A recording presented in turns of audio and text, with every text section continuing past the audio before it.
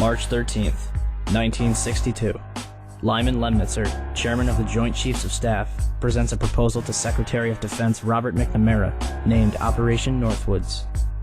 The document proposed staging terrorist attacks in and around Guantanamo Bay to provide a pretext for military intervention in Cuba.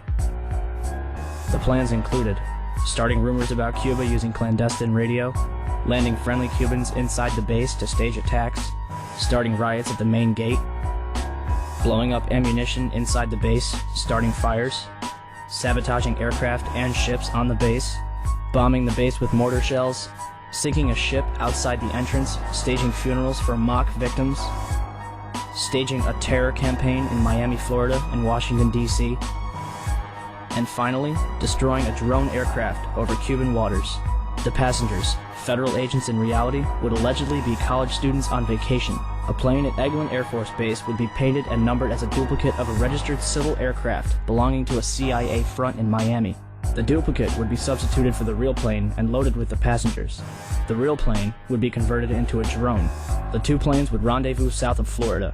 The passenger-laden plane would land at Eglin Air Force Base to evacuate its passengers and return to its original status. The drone would pick up the scheduled flight plan and, over Cuban waters, transmit a Mayday signal before being blown up by remote control. The plan is rejected by McNamara, and President John F. Kennedy personally removes Lemnitzer as chairman of the Joint Chiefs of Staff. December 1st, 1984.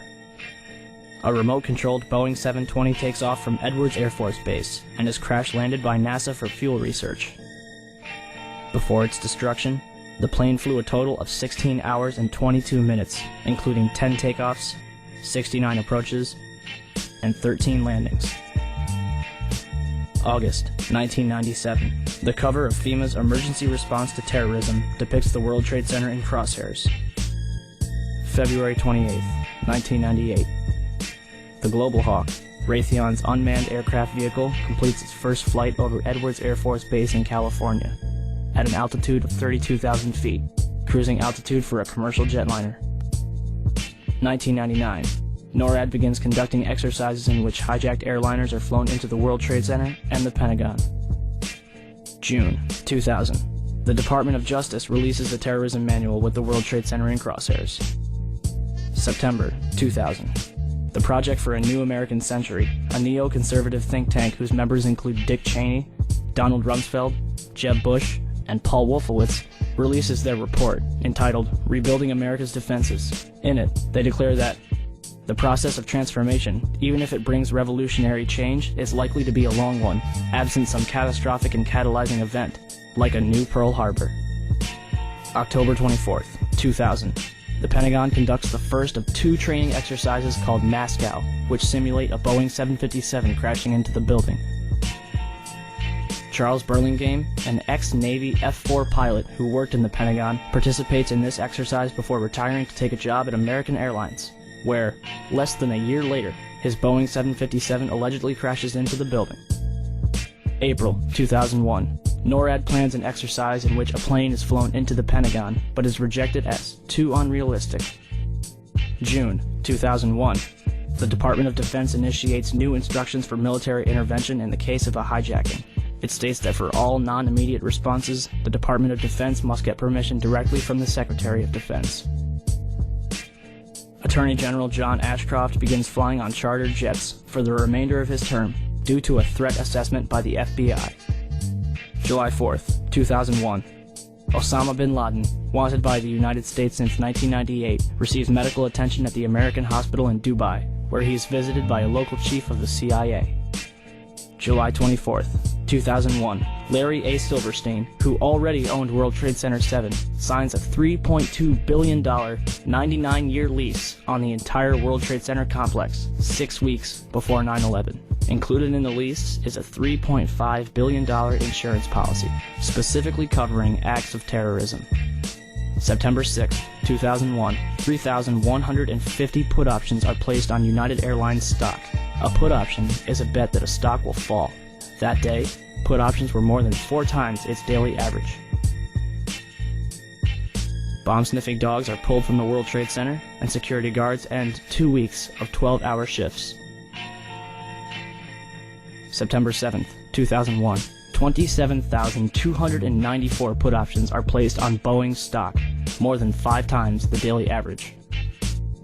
September 10th, 2001. 4,516 put options are placed on American Airlines, almost 11 times its daily average. Newsweek reports that a number of top Pentagon brass canceled their flight plans for the next morning. San Francisco Mayor Willie Brown receives a phone call warning him not to fly the next morning. Pacifica Radio later reveals that this phone call came directly from National Security Advisor Condoleezza Rice. And in Pakistan, at a military hospital, all of the urologists are replaced by a special team in order to host their guest of honor, Osama bin Laden, who is carefully escorted inside to be watched carefully and looked after. September 11th, 2001. The National Reconnaissance Office in Chantilly, Virginia, is preparing for an exercise in which a small corporate jet crashes into their building.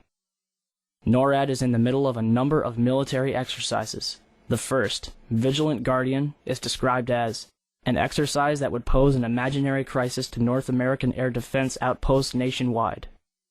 The second, Northern Vigilance, moved fighter jets to Canada and Alaska to fight off an imaginary Russian fleet. 3 F-16s from Washington, D.C.'s National Guard at Andrews Air Force Base, 15 miles from the Pentagon, are flown 180 nautical miles away for a training mission in North Carolina. This left 14 fighter jets to protect the entire United States. Hi, Boston Center, Team U. We have a problem here. We have a hijacked aircraft headed towards New York, and we need you guys we need someone to scramble some F-16s or something up there to help us out. Is this real world or exercise? No, this is not an exercise, not a test. Do we want to think about scrambling aircraft? Oh, God, I don't know.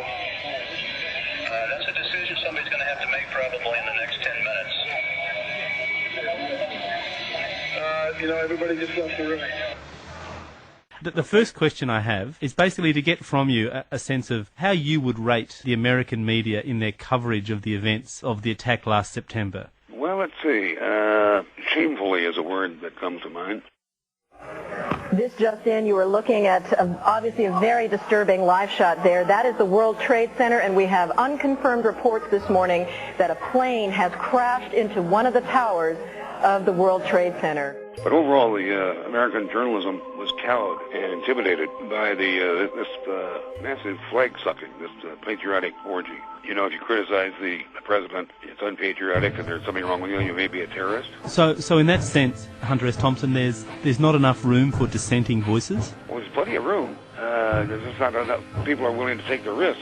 Jim, I don't know whether we've confirmed that this was an aircraft, or to be more specific, some people said they saw a missile. There was definitely a blue logo. It was like a circular logo on the front of the plane. It definitely did not look like a commercial plane. I didn't see any windows on the side. Mark, if what you say is true, those could be cargo planes. You said you didn't see any windows in the side? I didn't see any windows on the side. It was not a normal flight that I've ever seen at an airport. It was a plane that had a blue logo on the front, and it did not look like it belonged in this area.